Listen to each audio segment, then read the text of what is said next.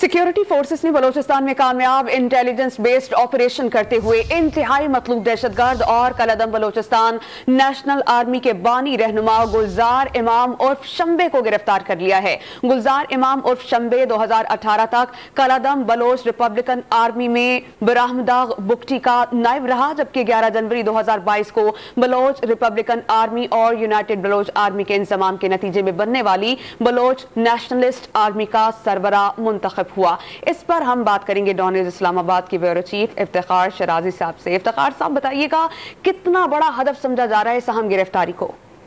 जी, यकीनी तौर पे बलूचिस्तान के अंदर जो एक इंसर्जेंसी चल रही है उसको लेकर हम कह सकते हैं कि बहुत बड़ी कामयाबी है। और जो हमें जराये ने ये बताया है कि कई माह से सर्वेलेंस की जा रही थी, मुख्तलिफ लोकेशंस के ऊपर इनको फॉलो किया जा रहा था और एक बड़ा कम्प्रिहेंसिव किस्म के इंटेलिजेंस बेस्ड ऑपरेशन हुआ है, जिसके नतीजे में गुलजार इमाम उर्फ शंबे की गिरफ्तारी अमल में आई है। और इनके बारे में जैसे आपने बताया कि कलअदम बलूचिस्तान नेशनल आर्मी के ये बानी और सरबराह तस्वर होते हैं और साथ में बरामदा बुगटी के ये नायब भी रहे हैं। और बलूचिस्तान के अंदर न सिर्फ कई दहशतगर्दी की कार्रवाइयों में बल्कि मुसल्लह अफवाज की तनसीबात के ऊपर बिलखसूस पंजगोर और नौशकी में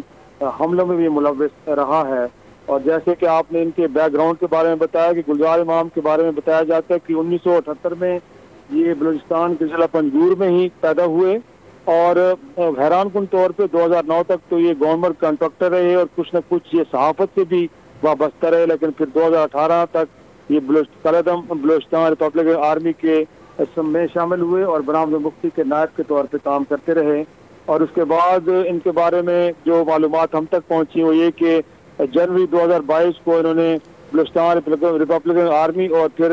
यूनाइटेड बलोच आर्मी की जो इंजमाम हुआ और जिसके नतीजे में एक बलूचिस्तान नेशनल आर्मी का वजूद अमल में लाया गया, उसके सरबराह भी बने हैं। और उसके बाद एक तवील इनके दहशतगर्दी के हवाले से सफर है जिसमें इफ्तिखार शराजी साहब, यही आपसे पूछना चाह रही हूँ कि दहशतगर्दी की किन किन कार्रवाई में मतलूब था ये शख्स और कितनी देर से फोर्सेस इसके ताक़ुब में थी? जी बिल्कुल, जैसे मैंने समी आपको बताया कि नौशकी और पंजगूर के जो बड़े अहम इलाके बलूचिस्तान के तस्वर होते हैं, इन इलाकों में जो मिलिट्री की इंस्टॉलेशन थी उनके ऊपर ये हमलों में मुलव्वस रहे हैं। इनके बारे में ये भी बताया गया है कि अफगानिस्तान में जाकर दहशतगर्दी की तरबियत हासिल करते रहे हैं। इनके बारे में ये भी बताया गया है कि ये 2017 में गुल नवीद के नाम से एक अफगानी शहरी के रूप में इन्होंने पासपोर्ट बनवाया। ये भारत भी गए, भारत में भी इनको ट्रेनिंग दी गई, इनको सपोर्ट किया गया, फंड्स किए गए पाकिस्तान के खिलाफ। और इसके अलावा मुख्तलिफ और जो दीगर पाकिस्तान मुखालिफ एजेंसीज हैं उनके साथ ये कनेक्टेड थे। तो इनको बड़ी एक सपोर्ट मिली थी एंटी पाकिस्तान जो फोर्सेज हैं उनकी जानिब से, और बड़ी एक अंतिम कोशिश के बाद इनको बलूचिस्तान के एक इलाके से गिरफ्तार किया गया है। अभी तक हमें इस बात का इल्म नहीं हो पाया कि वो स्पेसिफिकली कौन सा इलाका है जहां से गुलजार इमाम और शंबे को गिरफ्तार किया गया, लेकिन कहा यह जा रहा है कि बहुत बड़ी कामयाबी है। और यकीनी तौर पर इसमें इसके नतीजे में जो बलूचिस्तान के अंदर एक शरपसंद अनासिर और इफ्तिखार, इसी से मुतालिक आपसे जानना चाह रहे हैं कि इनकी गिरफ्तारी से अब सहूलतकारों की चेन तक पहुंचना कितना आसान हो जाएगा? यकीनन, क्योंकि इन्वेस्टिगेशन हो रही हैं और अब तक की जो हमारे पास इत्तलात मौसूल हुई हैं उसमें ये भी है कि इन्वेस्टिगेशंस के दौरान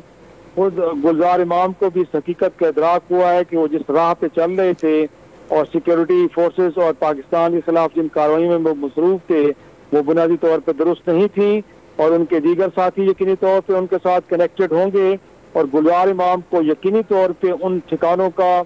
उन जो दहशतगर्दों की इंस्टॉलेशंस उनके बारे में इल्म होगा। इन्वेस्टिगेशन के दौरान इस हवाले से भी बहुत सारी मालूमात उनसे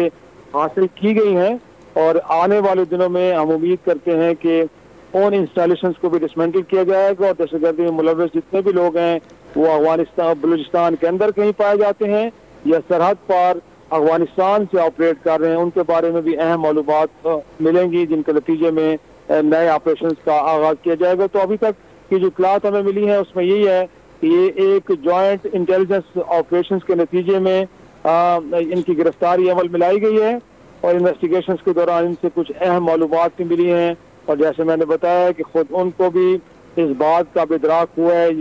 खुफिया इदारे हमें बता रहे हैं कि गुलजार इमाम अब शायद इस हकीकत को जान चुके हैं कि वो जिस राह पे चल रहे थे और जिस तरह वो बाकी लोगों को भी पाकिस्तान मुखालिफ कार्रवाइयों के लिए उकसा रहे थे। वो अच्छा इफ्तिखार साहब, हमें ये बताइएगा, ये कहा जा रहा था कि गुलजार इमाम ने रियासत के शफकत आमेज रवैये के बाद अस्करियत पसंदी का रास्ता रोक दिया है, ये कितनी अहम बात समझते हैं आप? बिल्कुल, इसमें भी कोई शक नहीं है कि इस वक्त जो इन्वेस्टिगेशन के दौरान उनका रवैया पाया गया है, जैसे मैंने बताया कि अब वो चाह रहे हैं कि वो रियासत पाकिस्तान के साथ खड़े होंगे